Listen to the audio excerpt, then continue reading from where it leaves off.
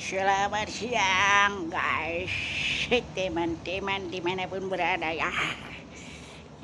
Saya nih habis bersih-bersih di rumah bos. Sekarang bos sudah pergi, ya kira-kiranya jalan-jalan gitu guys. Temanku, tenang saja. Walaupun saya udah habis kerja ini, tetap saya akan selalu konsisten membuat channel di Nasihat Koslet Mitra Nada Lawak ya. Yang jelas ide di dalam pikiran saya udah ada, udah nyantol. Yang jelas saya selalu ingin membuat ya konten dan konten. Yang penting kita happy walaupun kita tiap hari kerja demi dapur ngebul. Ini ada saya membuat sebuah konten ya iseng-iseng, namanya kan usaha. Barangkali kalau namanya usaha barangkali dapat rezeki dari Allah ya, alhamdulillah. Enggak ya enggak apa-apa, yang penting berbuatlah yang terbaik bagi orang lain.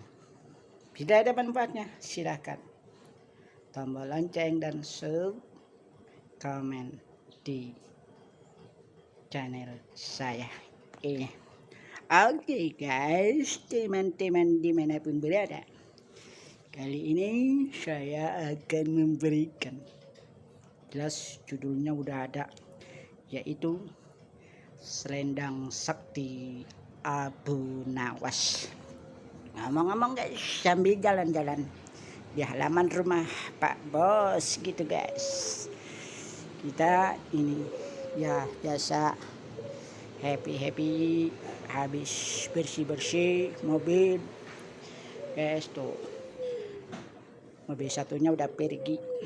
Nah kita buat konten itu Selendang Saktinya Abu Nawas. Ceritanya begini guys, di suatu kerajaan, yang jelas pasti ada pemimpinnya. Ternyata sang raja atau sang presiden itu gersah. Di dalam kepemimpinannya banyak rakyat yang anarkis, ribut, kerusuhan, penjagalan, pembunuhan, pemerkosaan dan lain-lain. Pokoknya di negaranya itu banyak kerusuhan bermacam-macam di masyarakat yang terjadi. Maka kegelisahan sang raja ini bingung, tapi ide demi ide memang dia punya sahabat yang namanya Abu Nawas. Barangkali Abu Nawas ini memang tokoh yang cerdik, jenaka, lucu. Lucu guys, matanya cipit. Tenang saja, walaupun mana sipit tetap usaha ada. Usaha yang penting happy aja, walaupun dapur kadang-kadang ngebul, kadang-kadang kagak. Yang penting happy aja. Nah ceritanya guys, teman-teman, sang raja gelisah bagaimana ini menangkap yang ada di staf-stafnya adalah musuh dalam selimut yang selalu memberontak dalam kepemerintahannya. Maka idenya ya tepat, tak lain dan tak bukan hanya Abu Nawas yang dipercaya tokoh yang cerdik ini. Dipanggilnya Abu Nawas di hadapan istana, diundang. Pak Abu Nawas, kata sang raja, saya ini bingung juga nih memikirkan rakyat karena banyak yang memberontak, kerusuhan, anarkis di mana-mana. Bagaimana menurut Anda penyelesaiannya? Anda saya berikan tugas dan akan saya kasih 3 keping emas kalau Anda bisa menyelesaikan dan bisa menangkap yang memberontak atau musuh dalam selimut itu. Abu Nawas diberikan titah tugas semacam itu memang berat, tetapi Abu Nawas memang selalu berpikir, monggo Gusti Tuan, saya akan pikirkan nanti di rumah bagaimana cara saya bisa menangkap maling atau pemberontak itu, kata Abu Nawas. Ngomong-ngomong cerita, Abu Nawas pulang, mereka mikir, Abu Nawas mikir, selalu berpikir bagaimana caranya ya menangkap, dikasih beban, dikasih pekerjaan, bagaimana menangkap. Di dalam stafnya memang ada pemberontak. Abu Nawas berpikir, kadang-kadang lama, siang nggak tidur, malam nggak tidur, selalu berpikir bagaimana berusaha jalan yang terbaiknya. Seketika itu Abu Nawas melihat ke kandang keledai atau sapi atau onta. Di situ ada sebuah sorban yang busuk dan lusuh. Abu Nawas mengambil kesimpulan, tersenyum, ada ide semacam itu. Apa idenya itu? Saksikanlah terus, lanjut dan dengarkan cerita Abu Nawas ini. Oke, jeda dulu ya bentar. Nah, sambil duduk-duduk, seharusnya ngerokok guys. Habis kerja gitu ngerokok dulu dah. Tenang aja, santai. Sambil ngerokok dulu. Ngerokok enak guys kalau habis kerja.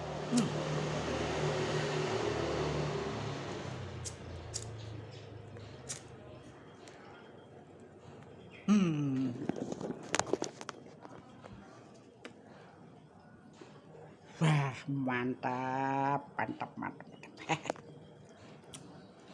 Tersenyumlah Abu Nawas, seperti saya gitu tersenyum guys. Dengan melihat selendang yang lusuh dan bau itu ada di kandang sapi atau di kandang keledainya, maka diambilnya oleh Abu Nawas karena udah mendapatkan ide. Ini harus dipasrahin ke sang raja nanti besok ke istana. Dan setelah diambil dan dibungkus kain itu, kain yang lusuh dan bau itu, besoknya diserahkan kepada sang raja. Maka ketika datang sang raja kaget, maksudnya apa Abu Nawas? Maka gerundeng, diam-diam Abu Nawas membicarakan masalah ini biar ketangkap semuanya pemberontak yang memberontak di dalam negaranya. Begini, bla bla bla, blu, kata Abu Nawas, memberikan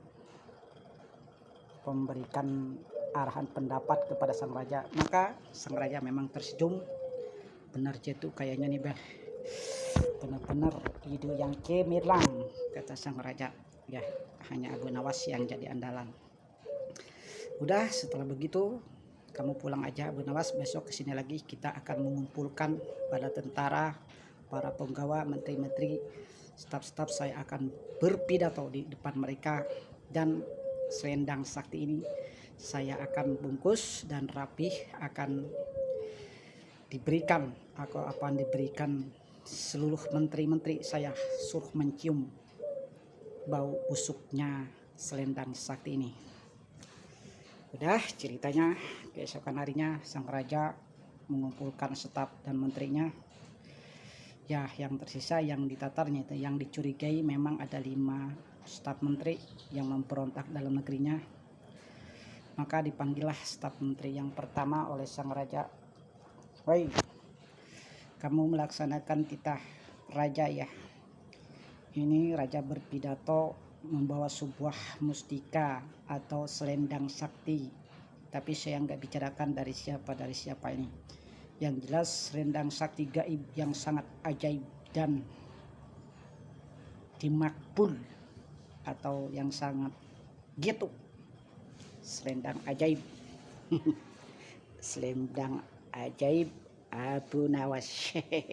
Sangat manjur guys. Ya, udah langsung lah staf menteri pertama dipanggilnya oleh sang raja. Hai menteri pertama, silahkan cium ini selendang. Bagaimana pendapat Anda? yang jelas saya berpidato kepada seluruh rakyat ini bahwa kalau selendang sakti ini baunya harum, maka negeri kita ini akan aman dan damai dan sentosa. Maka datanglah peserta pertama menteri stafnya membuktikan ingin menetralisasi selendang Abu Nawas ajaib itu, bahwa benarkah ini harum. Maka kala sang raja berbicara begitu, menteri pertama manggut, ya benar harum, sangat harum Tuan Paduka, ini sangat harum sekali. Wah, enak harumnya walaupun bau. Dibilang harum dasar koplek. Begitulah ceritanya. Terus minta ke menteri kedua juga sama, bilang manggut harum, padahal bau busuk, betul selendang sakti Abu Nawas dilawan. Dan sampai menteri ketiga juga sama harum bilangnya. Waduh, sampai 3 menteri ini bilang harum semuanya. Nah, menteri keempat dan kelima saya tidak mungkin Tuan Paduka, karena yang jelas jelek tetap aja jelek akan membuahkan jelek. Tidak mungkin orang yang berbuat jelek membuahkan harum, tidak, kata sang menteri yang keempat. Maka dia memutuskan bau busuk jelek, bacing, bau busuk, bau telur selendang saktinya. Sama menteri yang kelima juga begitu keputusannya, yaitu bau busuk selendang saktinya. Nah, sekarang udah yakin dan pasti, maka segeralah Bapak Presiden atau sang raja memutuskan harus bersaksi bahwa tangkap tuh orang yang ketiga yang bilang harum ini, bahwa negeri ini memang saya bicara begitu, kalau memang harum tetap harum, kalau memang busuk harus busuk. Tetapi menteri ini berbohong, 3 menteri ini, maka keputusannya saya akan tangkap tuh menteri yang 3 itu, jebloskan penjara. Ternyata belum benar, 3 menteri ini adalah anarkis dan memprovokator anak buahnya di seluruh negeri itu untuk membuat hura-hara atau anarkis, berbuat kerusuhan, pemberontakan demi menghancurkan negara. Padahal yang harum tetap harum, tetapi ini namanya bau, ya tetap bau, jangan dibilang harum. Nah, inilah menteri yang bau dibilang harum karena memang dia memberontak, ingin menghancurkan negara itu. Guys, sekian dulu. Saya ada di tempat bos, sekarang mau pulang, sholat dulu. Tetap saya akan selalu membuat konten yang barangkali menghibur, guys. Ikhlas ya. Terima kasih, guys, sampai jumpa kembali di lain kesempatan. Kalau memang ini ada manfaat, dan simpulkanlah sendiri di rumah masing-masing bagaimana orang yang berbuat baik itu akan tetap baik, tetapi orang berbuat salah ingin dibaik-baik tetap aja akan kelihatan. Dan akhirnya jelas 3 menteri itu ditangkap dan dimasukkan penjara, dan Abu Nawas membawa 3 kemping emas hadiah dari sang raja. Terima kasih, guys. Selamat siang. Sampai jumpa kembali. Saya selalu membuat konten hanya sendiri di tempat apa adanya. Terima kasih. Wassalamualaikum warahmatullahi wabarakatuh. Dadah.